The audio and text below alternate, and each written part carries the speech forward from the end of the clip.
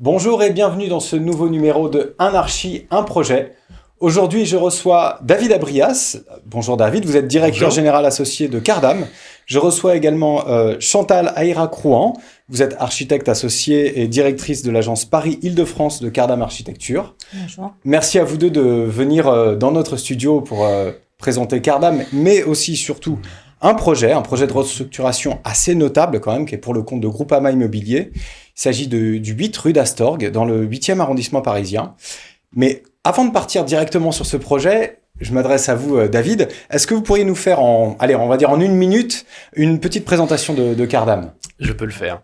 En une minute, allons-y. Donc, Cardam, nous sommes un groupe multimétier, indépendant, français, et on développe des prestations de conseil et d'AMO, des prestations d'architecture, de design d'espace, d'ingénierie et de digital. On est un peu plus de 400 personnes, essentiellement en France, dans toutes les grandes métropoles françaises et dans quelques pays étrangers. Et on travaille également pour tout type de maître d'ouvrage en France et ponctuellement international. D'accord. J'ai pas fait une minute. Vous n'avez pas fait une minute, mais c'est parfait, ça nous laissera beaucoup plus de temps aussi pour le projet. Vous revendiquez surtout aussi une conception un peu différente des processus architecturaux, notamment par cette approche multimédia.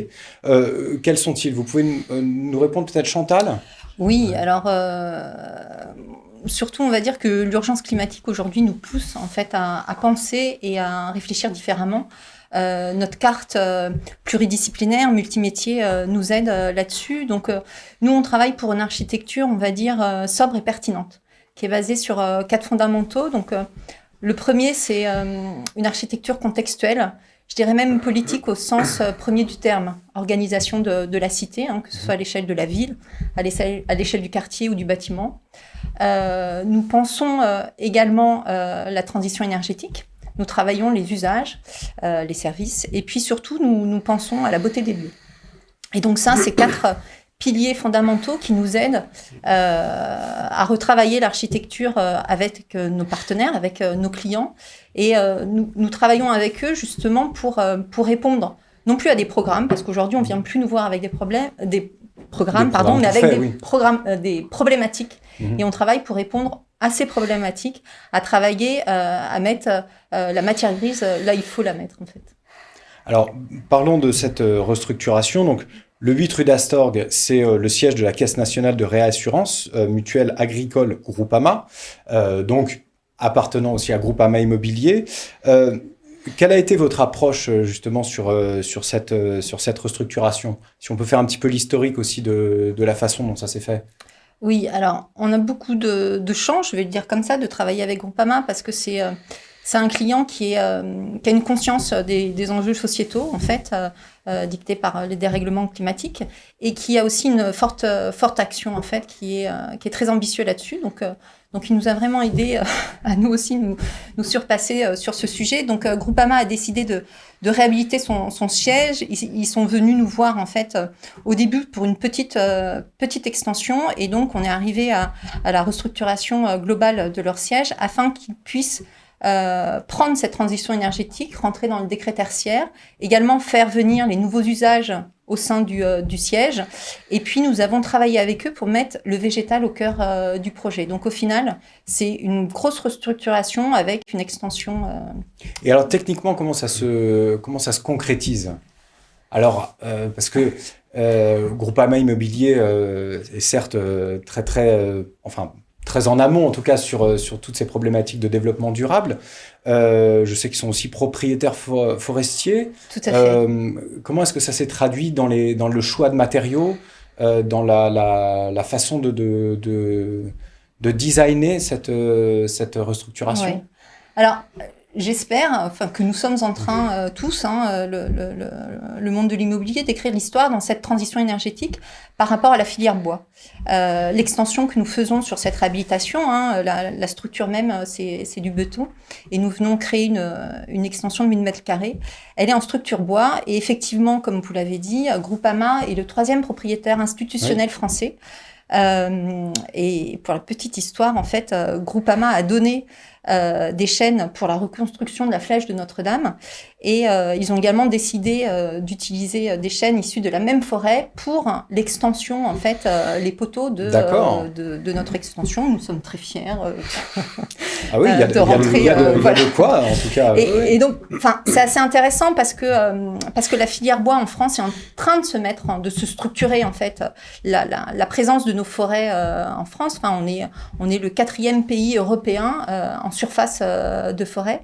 Par contre, au niveau de la structuration de notre filière, on a encore des choses à faire et c'est maintenant qu'il faut s'engager là-dedans. Et Groupama est proactif là-dessus et on est très fiers de pouvoir les accompagner là-dessus. D'accord. Alors, est-ce que vous pouvez nous donner quelques chiffres sur cette restructuration, sur l'ensemble, ce que ça représentait, juste pour qu'on ait une petite idée?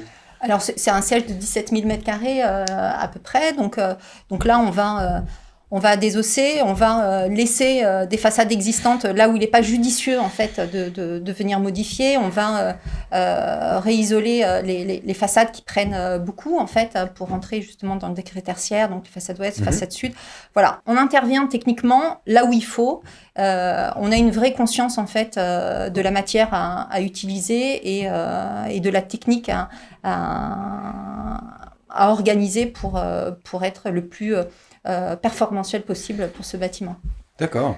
Alors, dans un souci, souci de vertu aussi, dans un souci de respect. Enfin voilà, on cherche à être quand même frugal dans cette réhabilitation. Et dans vos actions sur le bâti. D'accord. Alors, de manière un peu plus générale, je vais revenir vers vous, David. Comment est-ce que Cardam appréhende la place des projets que vous menez au regard des nouvelles attentes, tant que ce soit les utilisateurs, que ce soit les pouvoirs publics, que ce soit les développeurs? Alors, je crois que sur le marché, on se prévaut tous de vouloir faire de l'immobilier ou de l'architecture de façon un peu différente.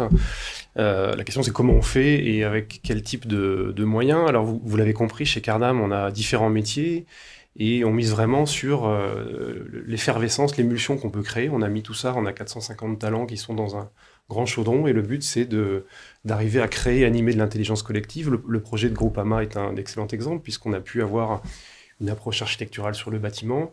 On intègre chez Cardam notre propre équipe sur tout ce qui est ingénierie environnementale. On pense que c'est quelque chose qui est Vous avez vos propres bureaux d'études, quoi, finalement. Nos propres bureaux d'études et qui sont très focalisés sur ce volet environnemental, aujourd'hui qui doit être intégré dès l'origine de la réflexion architecturale. C'est pas quelque chose qu'on vient plaquer sur un projet après avoir fait des développements. On a eu aussi la chance de rentrer en résonance avec un maître d'ouvrage qui avait envie de se prêter à ce jeu-là, et on a pu réfléchir avec lui sur ses usages, sur la place de son siège dans son organisation, sur l'occupation de ses espaces. On a réussi à gagner de la surface pour densifier l'occupation de ce bâtiment dans la ville sans venir rogner sur le végétal. Ce qui n'est pas rien dans le 8e arrondissement de Paris, il faut le souligner quand même. Ce qui n'est pas rien, mais qui est un véritable enjeu social. Et je crois que c'est ça, nous, notre philosophie, ce qu'on essaie d'apporter en plus, c'est d'être capable de réfléchir avec cet ensemble de compétences qui nous permettent de nous remettre en question, de vraiment faire bouger les lignes de la réflexion à différentes échelles, sur d'abord l'échelle de la ville, et la première réflexion sur la ville, c'est sur les usages. Et je crois qu'on a tous vécu ces derniers temps une accélération de la transformation qui est en cours et qui est inévitable, sur les usages dans le sens de pratiques plus durables et de pratiques sans doute plus justes aussi d'un point de vue social au niveau de la ville. Donc on travaille beaucoup sur l'angle de la recherche chez Cardam, et à la fois sur le volet sciences sociales, où on réfléchit justement sur ces usages et sur ce qui va pouvoir nourrir notre réflexion architecturale, jusqu'à des choses beaucoup plus techniques et plus concrètes sur des matériaux, sur des moyens constructifs. Donc tout ça, ça vient alimenter notre réflexion, et ça nous permet justement d'être contributif à ce dialogue qui est de plus important entre les architectes, les pouvoirs publics, et puis les acteurs de la ville, les promoteurs, les investisseurs, avec, je pense, toujours essayer d'avoir un temps d'avance, notamment sur tous les sujets techniques de mise en œuvre, parce qu'à la fin, nous, notre métier, c'est quand même de faire des projets. C'est ça, oui. C'est dans le concret, en fait, si on peut dire. Il y a beaucoup de paroles sur ce développement durable et sur cela. La réalisation, en fait, elle incombe surtout à l'architecte. C'est ça, avec des choses très concrètes et puis des choses qui le sont moins, puisque nous, on essaie de trouver cet équilibre entre la part d'émotion qu'il va falloir apporter de plus en plus dans la ville pour la rendre vivable Désirable. et acceptable et désirable. Hein, tout le monde a ce mot-là à la bouche. Mais, c'est la mode.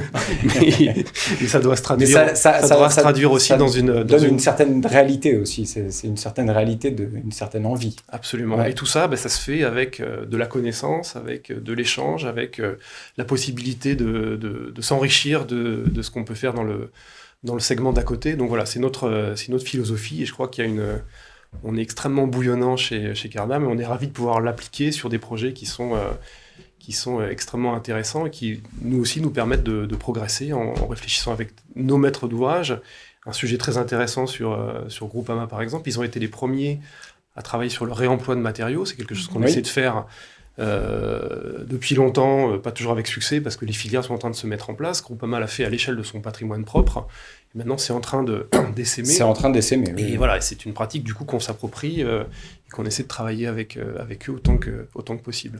Donc vous voyez, c'est toujours un échange et je crois qu'on s'enrichit mutuellement dans le cadre de nos projets. C'est une belle conclusion.